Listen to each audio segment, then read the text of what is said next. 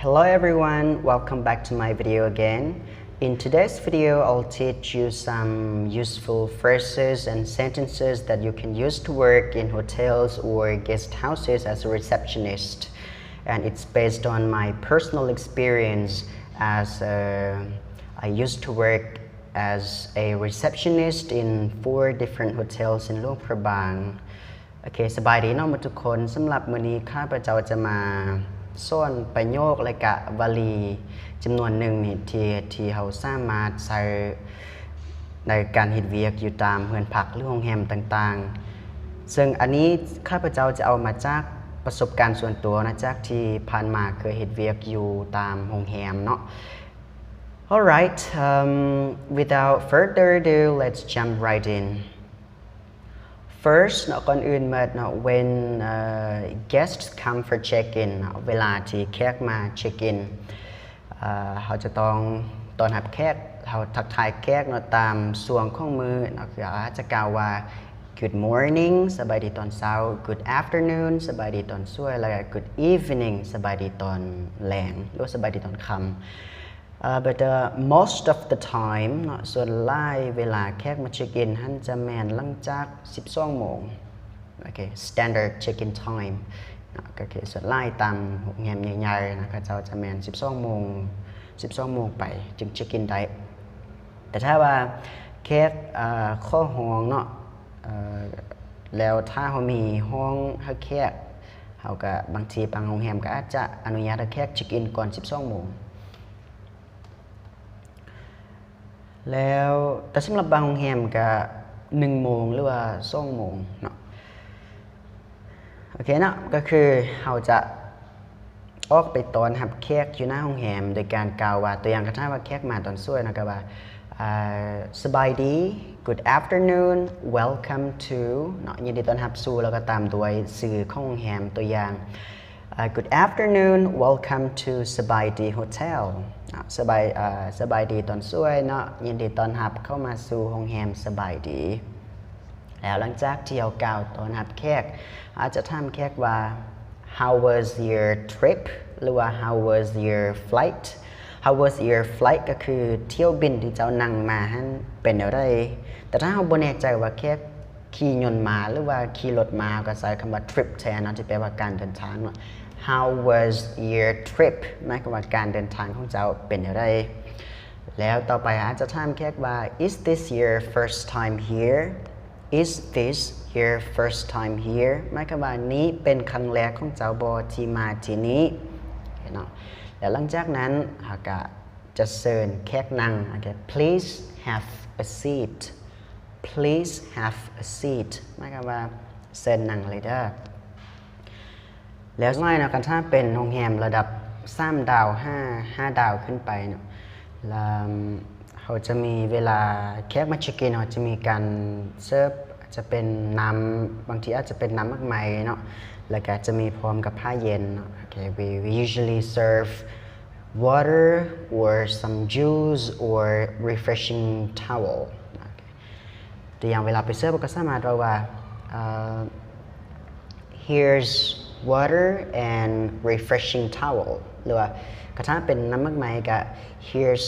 water บ่แม่นกระทะเป็นน้ำมากมายก็ here's some juice and refreshing towel okay water น้ำ juice น้ำมากมาย refreshing towel แปลว่าผ้าเย็นแล้วส่วนหลายตามที่ข้าพเจ้าเคยเฮ็ดมานะตามโรงแรมเวลาแขกมาเช็คอินเขาจะยืมเขาจะขอ passport กับเครดิตของแขกนะบัตรเครดิตการ์ดของแขกเพื่อมาเป็นการมัดจำแล้วเป็นการยังยืนแต่เขาก็ส่วนหลายก็บ่ได้เอาไว้เขาเอามาสแกนซื่อๆเอาเวลาขอก็สามารถเว้าว่าexcuse me เป็นการแบบเป็นการเริ่มต้นประโยคก่อนที่เราสิถามแล้วเราสิขออันใดอันหนึ่งเนาะเพื่อเป็นการสุภาพโอเคเนาะเดี๋ยวอาจจะถามว่า excuse me may I have your passport and credit card please excuse me may I have your passport and credit card please หมายความว่าค่อยขอ พาสปอร์ตกับบัตรเครดิตของเจ้าได้บ่ ทีนี้เนาะคันถ้าว่าเขาเจ้ามี2คนขึ้นไป passport ก็ต้องมี2หัวไหมนะเพราะฉะนั้นบอลคันถ้าว่ามี2คนขึ้นไป passport เขาจะเติม s ก็คือ May I have your passports and credit card please แล้วบางทีเนาะคันถ้าว่าพนักงานรับตอนเนาะเขามี2คนผู้หนึ่งจะอยู่โต๊ะแล้วอีกผู้หนึ่งจะเป็นคนลมเครียดเขาก็เอา passport กับ credit card ให้กับเจ้าแต่ถ้าว่าเขาอยู่คนเดียวเขาก็ต้องได้เฮ็ดผู้เดียวไหมนะเขาอาจจะบอกแค่รอท่าไปก่อนก็คือ please wait a moment หรือว่า please wait for a moment please wait for a moment ก็คือกรุณาท่าเป็นหนึ่งเด้อเราก็จะไปสแกน passport ไหมต่างๆแล้วก็ปกติเขาจะมีการปริ้นเจียออกมาเนาะเจียที่จะยืนยันซื้อแล้วก็ค่าห้องแล้วก็จำนวนคืนที่แขกจะอยู่ okay. หลังจากนั้นเราก็เอา passport กับ credit card ไปส่งให้แขกเขาก็ว่าเวลาส่งเขาก็ว่า here are your passports and credit card here are your passports and credit card อันนี้แมน passport แล้วก็บัตรของเจ้าเด้อแล้วหลังจากนั้นเราต้องการ confirm เนาะต้องการ confirm ยืนยันการจองของแขกอีกเช่นหนึ่งเนาะ May I reconfirm your reservation reconfirm แปลว่ายืนยัน reconfirm แปลว่ายืนยันอีกครั้ง May I reconfirm your reservation หมายความว่าค่อยขออนุญาตยืนยันหรือว่าเว้าคืนการจองของเจ้าอีกครั้งเด้อYou're going to stay with us for 3 nights. You're going to stay with us for 3 nights ก็คือเจ้าจะพักอยู่นำพวกเขาเป็นเวลา3 คืน In deluxe room. In deluxe room ก็คืออยู่ในห้อง deluxe เพราะว่าบางโรงแรมอาจจะมีห้องหลายๆประเภทเนาะ And the rate is $150 and the rate is $150 per night หมายความว่าเรทก็คือราคาห้องเนาะจะเป็น150 เหรียญต่อคืน The rate includes daily breakfast นะคันถ้าว่าแต่ว่าส่วนใหญ่ก็มีแล้วเนาะก็คือค่าห้องจะรวมอาหารเช้า The rate includes daily breakfast which starts from 7 until 10:30 every morning okay. which starts from หมายความว่าซึ่งเริ่มจาก7 until 10:30 every morning ก็คือเริ่มจาก 7:50 โมงครึ่งทุกๆตอนเช้าโอเคแต่การถ้าแค่ถามว่าเขาเสิร์ฟเมนูเดียวก็จะว่า we serve หรือว่า we have ตามด้วยเมนูอาหารที่เขาเสิร์ฟสำหรับอาหารเช้านะ we serve หรือว่า we have อันนี้ก็ถือว่าแล้วไปนะสำหรับขั้นตอนของการต้อนรับแขกมาเช็คอินโอเควันนี้ part 2 จะเป็นขั้นตอนที่2หลังจากที่เราแนะนำเรื่องต่างๆเนาะเราอาจจะบอกแขกว่าIf you have any questions or problems during your stay, if you have any questions ถ้าจะมีคำถามอันใด or problems หรือว่ามีปัญหาอันใด during your stay เนาะในส่วนการพักของเจ้า please don't hesitate to let us know anytime please don't hesitate ก็คืออย่าลังเล please don't hesitate to let us know anytime ก็คืออย่าลังเลที่จะบอกให้พวกเรารู้ทุกเวลาเลยแล้วต่อไปเขาอาจจะคันถ้าโรงแรมเขามีบริการขนส่งเนาะไปอาจจะไปสนามบินบ่หรืออาจจะไปในเมืองคันถ้าว่าโรงแรมเขาบ่ได้ตั้งอยู่ในใจกลางเมืองคือโรงแรมหลายๆบ่อนที่อาจารย์เคยเฮ็ดมาเนาะแต่เขาอยากแนะนำว่าเขามีบริการขนส่งไปสนามบินครับว่า we have airport shuttle service we have airport shuttle service ก็คือจะเป็นบริการขนส่งไปแล้วก็กลับจากสนามบินแต่สำหรับบางโรงแรมก็อาจจะบ่ฟรีเนาะถ้ามันบ่ฟรีก็บอกราคากับแค่ชัดเจนก็บอกว่า it's $10 for one way it's $10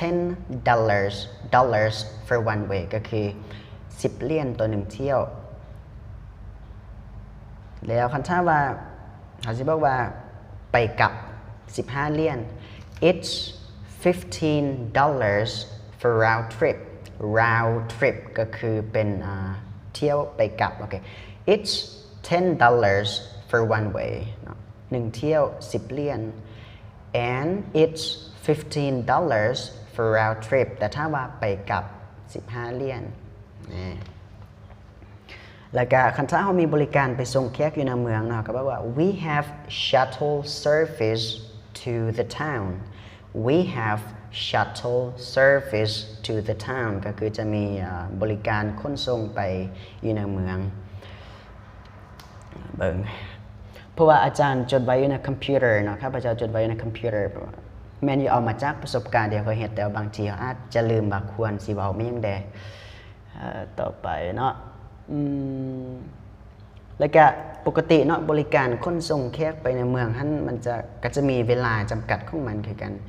ตัวอย่างโรงแรมที่อาจารย์เคยเห็นท่านตอนเช้าท่านจะเริ่มจาก9 โมงก็คือเริ่มจาก9 โมงเช้าแล้วก็เที่ยวสุดท้ายจะแมน10 โมงครึ่งแล้วก็สิบอกว่าไม่ก็ The shuttle starts from 9 a.m. and the last one from the town is at 10:30 p.m. The shuttle starts from 9 หมายความว่าบริการส่งท่านจะแมนเริ่มจาก9 โมง and the last one from the town และเที่ยวสุดท้ายจากเมืองเนาะ and the last one from the town is at 10:30 หมายความว่าเที่ยวสุดท้ายจะแมน10 โมงครึ่งOur shuttle leaves and return every 30 minutes. Our shuttle leaves and returns every 30 minutes. หมายความว่าพวกเราจะออกจากโรงแรมแล้วก็กลับมาทุกๆ30 นาทีตัวอย่าง9 โมงออกจากโรงแรมไปเมืองแล้วก็9 โมงครึ่งออกจากเมืองมาโรงแรมแล้วก็10 โมงไปเมืองคือเก่า10 โมงครึ่งกลับมาแบบนี้เนาะโอเคแล้วต่อไปแต่ถ้าว่าแขกบ่อยากใช้บริการ shuttle ของพวกเราเนาะคันถ้าแขกใช้ตุกๆกรณีนั้นเราก็สามารถบอกแขกว่า you can take a tuk-tuk as well you can take a tuk-tuk as well หมายความว่าเจ้าสามารถจ้างหรือว่าขี่รถตุกๆได้เช่นกัน The tuk-tuk will cost about 30,000 kip for one way. The tuk-tuk will cost about 30,000 kip for one way. หมายความว่าตุกๆท่านจะราคาประมาณ 30,000 กีบสำหรับเที่ยวหนึ่ง and 50,000 kip for round trip and 50,000 kip for round tripหมายความว่าคันถ้าว่าไปกลับเนาะเขาจะเอานำ 50,000 กีบโอเคอันนี้แล้วไปแล้วเนาะสำหรับการบริการขนส่งมิ่งต่างๆวันนี้ let's talk about room service ก็คือการเสิร์ฟอาหารทันทีก็คือเอาอาหารไปเสิร์ฟอยู่ในห้องโอเคกระเจ้าอยากบอกแค่ก็ว่า we have room service หรือว่า we provide room service หมายความว่าเขามีบริการเสิร์ฟอาหารทันทีแต่ว่าตามที่ข้าพเจ้าเคยเห็นมาเนาะบ่มีโรงแรมได้ที่ว่าจะเสิร์ฟ24 ชั่วโมงเขาก็บอกแค่ว่า but that's not 24 hours we provide room service but that's not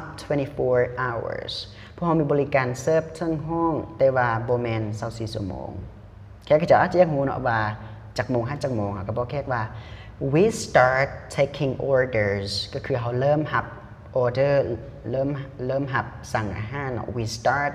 taking orders from 6:30 a.m. ก็คือเขาเริ่มหับสั่งอาหาร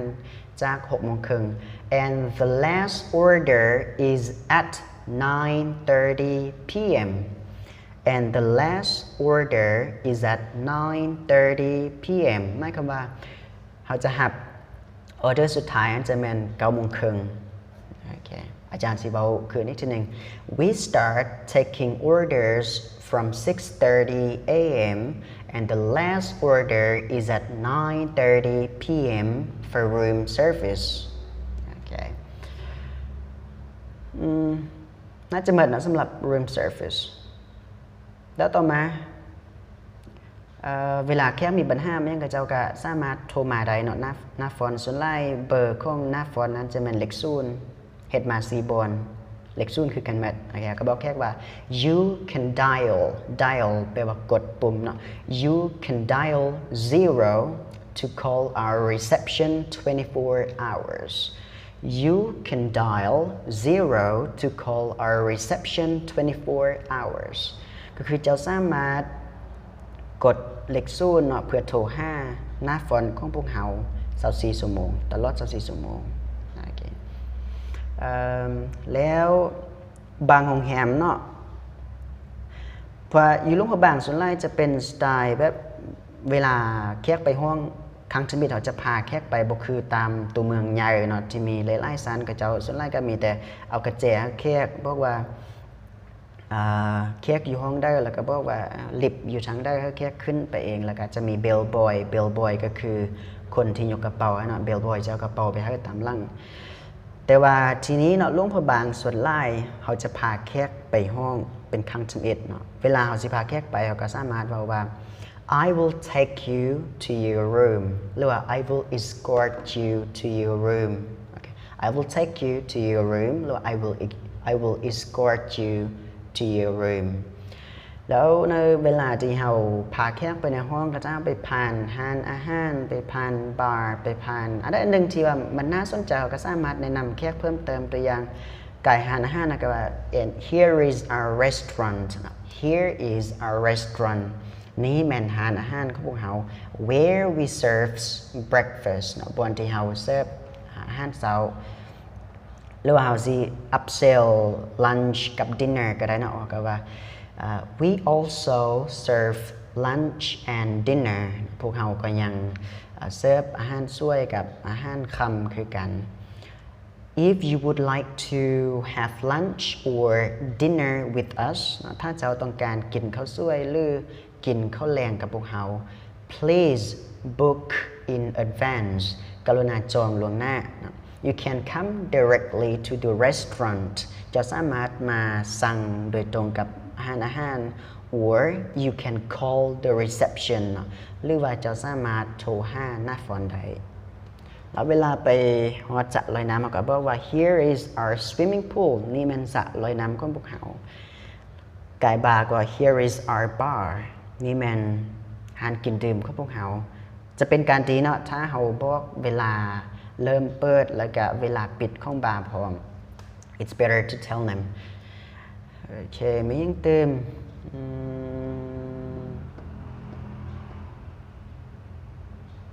โอเคน่าจะมันบัดนี้มาว่าเรื่องการหับโทรศัพท์แต่โรงแรมที่ข้าพเจ้าเคยเฮ็ดมาเนาะเวลามีสายนกโทรเข้าเขาเวลาหับสายก็สิว่าgood morning หรือว่า good afternoon หรือว่า good evening this is สบายดี hotel ตัวอย่างเนาะสบายดีนี่แม่นโรงแรมสบายดีตัวอย่าง Joy speaking เนาะ Joy กำลังเว้า okay again good morning this is สบายดี hotel Joy speaking how may I help you หรือว่า how may I assist you good morning ก็คือสบายดีตอนเช้า this is สบายดี hotel นี่แม่นโรงแรมสบายดี Joy speaking Joy กำลังเว้าอยู่ how may I help you หรือ how may I assist you ก็คือมีเขาค่อยสวยบ่แต่ถ้าว่าเป็นสายภายในโรงแรมโทรมาเขาก็จะว่าประมาณว่า good morning this is front desk Joy speaking how may I help you หรือ how may I assist you อีกหนึ่งนะ good morning this is front desk Joy speaking how may I help you หรือ how may I assist you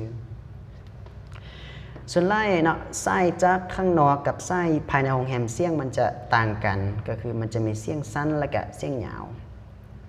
โอเคมียังเติมโอเคน่าจะหมดเนาะบัดนี้เมื่อฮอดเวลาที่แขกจะต้องเช็คเอาท์ โอเคเวลาแขกก็เจ้ามาเช็คเอาท์เนาะเขาก็ทักทายแขกตามปกติคืออาจารย์ว่าส่วนหลายแขกก็จะเวลาเช็คเอาท์จะแมนตอนช่วยหรือว่าอาจจะแมนตอนแรงบางทีก็ตอนเช้าก็มีเนาะตัวอย่างเวลาแขกก็จะมาเช็คเอาท์ตอนช่วยก็ว่า Good afternoon Mr. ตามโดยชื่อเขาเจ้าหรือว่า Good afternoon Mrs. ตามโดยชื่อของเจ้า Mrs. จะใส่กับผู้หญิงที่แต่งงานแล้วเนาะหรือว่าแม้ว่าผู้หญิงคนนั้นจะแต่งงานแล้วเขาก็สามารถใช้คำว่า Miss ได้คือกันต้นวิดีโออาจารย์ลืมเบาเนาะเวลาหับแขกเนาะคันถ้าเขาหูซื้อของแขกพยายามเว้าซื้อของแขกเลยตัวอย่าง Good morning Mr. Michael หรือว่า Good morning Mrs. Anna หรือ Miss Anna Welcome to สบายดี Hotel โอเคคันถ้าเขาเว้าซื้อเขาหูซื้อเขาเจ้ามันจะให้เขาเจ้ารู้สึกดีแล้วก็อีกอย่างหนึ่งอีกเคล็ดลับหนึ่งเนาะเวลาเขาบอกแขกเวลาเขาซีบอกทางให้แขกเขาจะบ่เห็นแบบนี้เนาะมันจะบ่สุภาพคือเขาจะใช้นิ้วมือทั้งหมดของเขาตัวอย่างว่า the toilet is over there this is our menu นี่มันเมนูของพวกเขาแต่ถ้าเป็นไปได้เวลาแขกถามตัวอย่างแขกถามว่าห้องน้ำไปทางใดเนาะถ้าเป็นไปได้ถ้าเขาบ่มีเวียกบ่คาเวียกให้พาแขกไปเลยแต่ก็บ่จำเป็นต้องไปฮอดห้องน้ำแต่พาแขกไปใกล้ๆกับห้องน้ำแล้วก็ซีก็เจ้าแบบนี้เนาะจะเห็นแขกรู้สึกว่าเราใส่ใจเขาเจ้าโอเคนะเอาบนนี้มาต่อบนที่แขกจะเช็คเอาท์เนาะโอเคก็ว่า Good afternoon Mr. หรือว่า Mrs. หรือว่า Miss ตามโดยชื่อของเขาเจ้าอาจจะว่า We're sad you're leaving We're sad you're leaving พวกเรารู้สึกเศร้าที่เจ้ากำลังจะเช็คเอาท์ที่เจ้ากำลังจะไป I hope you've enjoyed our service so far I hope you've enjoyed our services so far ค่อยหวังว่าเจ้าคงจะมีความสุขกับบริการของพวกเรา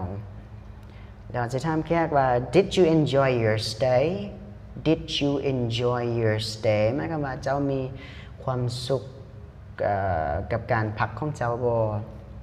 แล้วก็ขอบใจแขกเนาะ Thank you very much for choosing our hotel Thank you very much for choosing our hotel ขอบใจหลายๆที่เลือกโรงแรมของพวกเรา We hope you have a safe flight พวกเราหวังว่าเจ้าจะมีเที่ยวบินที่ปลอดภัยเนาะกระทั่งบ่แน่ใจว่าแขกจะไปด้วยยนต์ก็ใช้คำว่า trip We hope you have a safe trip ก็คือขอให้มีการเดินทางที่ปลอดภัยหรือว่า We hope you have a pleasant trip ขอให้เจ้ามีการเดินทางที่น่าพึงพอใจคือบ่มีปัญหาไหมยัง And please stay with us again if you're back next time And please stay with us again if you're back next time หมายความว่ารายการกรุณามาพักนำพวกเราอีกตื่มเด้อกันถ้าว่าจะกลับมาอีกครั้งเถื่อหน้า Alright I think that's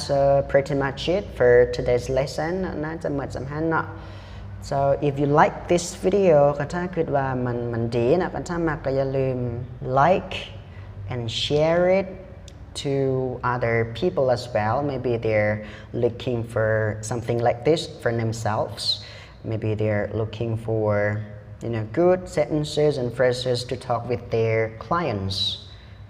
if they're a receptionist or whatever and I'll be back again in the next video and stay tuned bye bye